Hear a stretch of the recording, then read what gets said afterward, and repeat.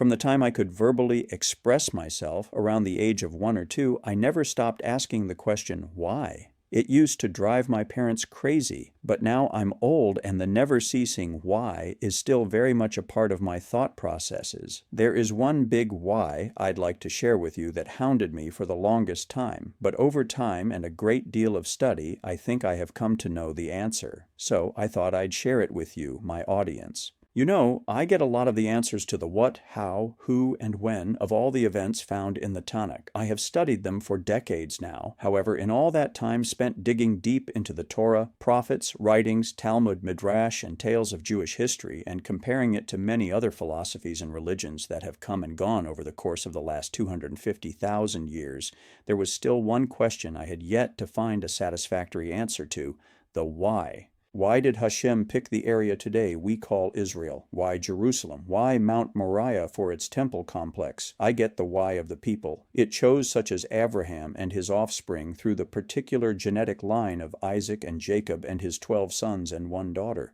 But why the land of Canaan?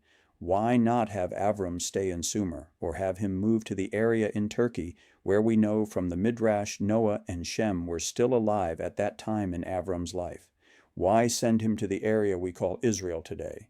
Why pick Mount Moriah to sacrifice Isaac? There is more than just one answer to that question of why.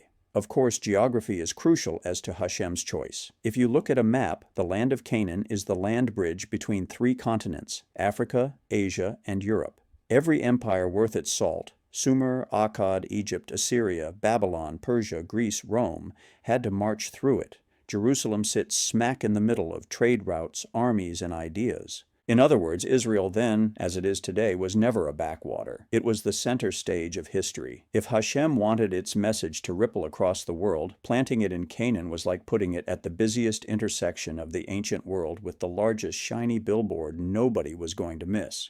Yes, Sumer, Abraham's home country, was brilliant, but too insular. Turkey, Ararat region, was remote. Canaan was the perfect loudspeaker. This land we call Israel was and remains the spiritual why, the literal navel of the world. We get that term from the Midrash in Yalkut Shimoni, Ezekiel 3:92, and later Kabbalists call Jerusalem the Tabur HaAretz, the navel of the world. Just as a navel connects a child to its source of life, Jerusalem was and is still seen as the spiritual umbilical cord of creation. Mount Moriah, the Temple Mount, is traditionally where Adam was formed from the dust. Cain and Abel brought offerings. Noah built an altar. Jacob dreamt of the ladder. And Abraham bound Isaac. It's a cosmic hotspot, a place where heaven and earth are unusually thin and contact is, shall we say, easier. What builds character better than anything else while eternal souls live in a limited physical frame? That brings us to the human why. A hard land shapes hard people.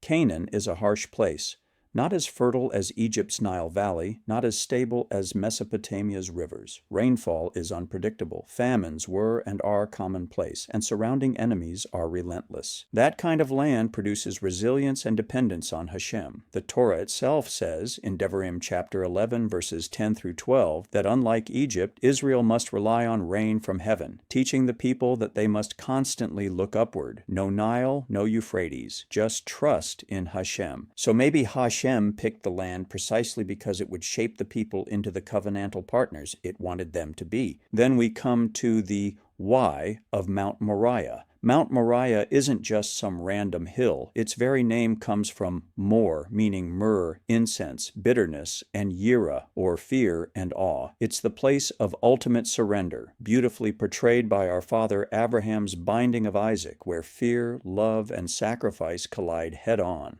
The Zohar describes it as the place where the Shekinah rests most fully in this lower world. From a mystical angle, HaShem didn't choose it arbitrarily. Rather, it revealed what was already embedded in creation from the very beginning. I believe we are now beginning to see the why of Abraham's migration to the land.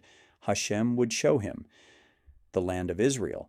In Sumer, Avram was surrounded by the height of polytheism, astrology, and empire bureaucracy. If he stayed, His revolutionary revelation of a one and only one God would have been swallowed up and disappeared without a trace. If he'd gone to Anatolia, Turkey, the home of his ancestor Shem, his revelation would have been marginal at best. But in Canaan, on the margins of empires, he could plant a seed without being crushed, yet still be in the path of world traffic.